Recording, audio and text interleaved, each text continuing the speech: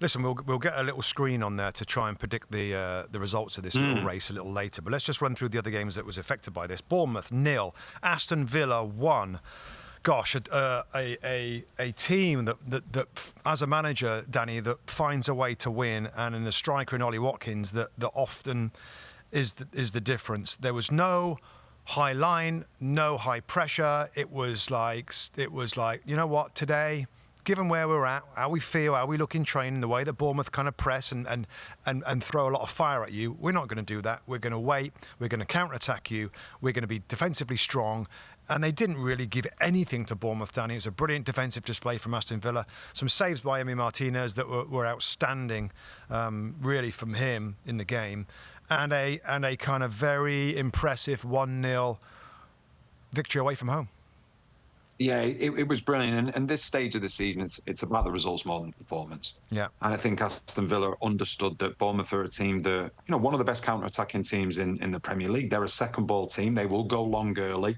And I just thought Aston Villa, it was a very workmanlike performance where they knew that they were going to have to defend in numbers. They were going to have to defend the second balls, and they did it really well. And Aston Villa, as much as we look at them and we look at the talent they've got in their team, I think they're at their best when they can play on the counter-attack as well. Yeah. And, they showed that against Bournemouth. And, for me, I think it's a wonderful result for them. And the magnitudes of the other fixtures over the last 2 weekends, I think just puts them in a wonderful position to get themselves into the Champions League. Other game that was affected here, Manchester City. This is the biggest surprise, maybe the biggest surprising result of the season. Southampton away from home, a team that are relegated almost, this point takes them away from Derby County being the worst ever points total in the Premier League with 11. They've got 12 now.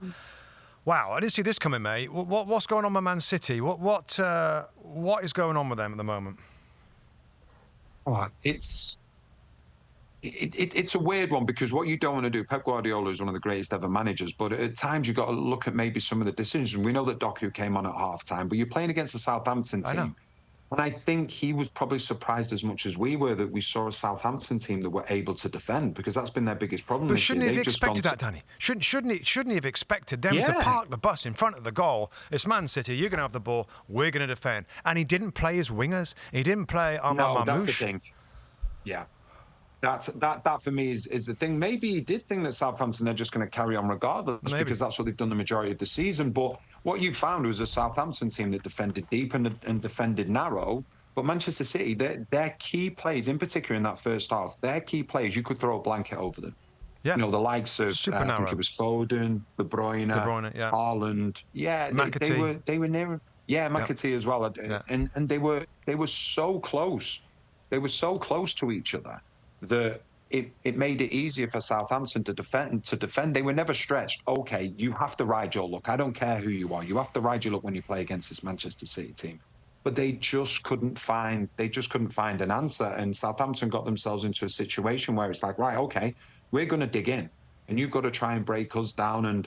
And whichever way we can, we're going to get a point out of it. And it was an absolutely massive point for Southampton in terms of the context. They're not going to be considered the worst team in Premier League history. Nobody wants that. But for Manchester, no.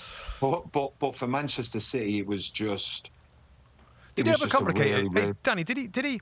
Like they've winning so many games, Man City. He made 5 changes. It's not as though they're playing European football during a week and they got to rest and rotate a little bit. He made 5 changes to half the team changed in the outfield players for this game. And I just thought, you know what? Did you really need to make that many changes when you need all the chemistry and the best player? I mean, I know Erling Haaland was back, and I know you want to give him minutes for the FA Cup final next Saturday. I don't know. I just thought it was a little bit, wow. I mean, who knows how the final's going to go? They got Bournemouth at home and Fulham away, which you think are winnable games, but we all thought Southampton was winnable. Anyway, let's throw up a table, mate. Let's throw up a table and kind of make a few predictions here. I think that there you see it right there with the remaining games, and Nottingham Forest with West Ham United away. I mean, the result for Forest is still like, because if they won that one, Leicester, then they beat West Ham. Then if they beat Chelsea, they're guaranteed in. That's all changed now. Looking at all that, mate, I think we were similar because a few weeks ago we talked about it either in the studio or on this podcast with Robbie and like who were the two that's going to drop out. And I looking at the fixtures back then, probably about 4 weeks ago, Chelsea had the hardest running and Villa. So I'm still saying, even though Chelsea are in the 5th spot right now, I still think Chelsea and Forest, with a couple of games left, are going to be the ones that drop out. And I know that you kind of felt that Villa, from their position of 7th, Danny, on Monday, were going to do it. Any changes, and how you think it's going to pan out? No, I think if you look at the table, so I think Arsenal stay in 2nd. I think Manchester City will be 3rd. I think Newcastle will be 4th, and I think Villa will be 5th. And I think Chelsea and Forest miss out. And I think that... Go on, sorry. No, I'm just thinking about Chelsea, right? Because we're both on the same page here. So let's cut to this. Yeah. Why do we think Chelsea... They got Man United at home. Man United are a disaster right now. And it's going to be before or after the Europa League final, and then Nottingham Forest away, that... I don't know who knows what they're going to be going for at that point. You still think Chelsea won't get the points required from those 2 games to finish in the top 5?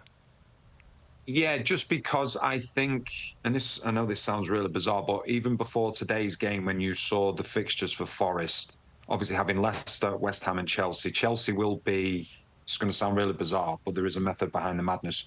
Chelsea will be Forest's easiest game in this running.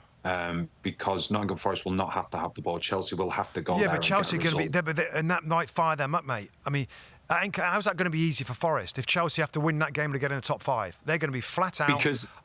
Because I think Forest need to play teams that are playing for something. Yeah, that's what it comes down to. And then, so the reasoning for me with Aston Villa is because they play Tottenham at home next. That's the last game before Tottenham go and play in the Europa League. Yeah, right. Right? Okay. And then they play Man United away, which is the game after the Europa League. So you're either going to get... You've seen it with Manchester United and Tottenham today. The Premier League, they're not bothered.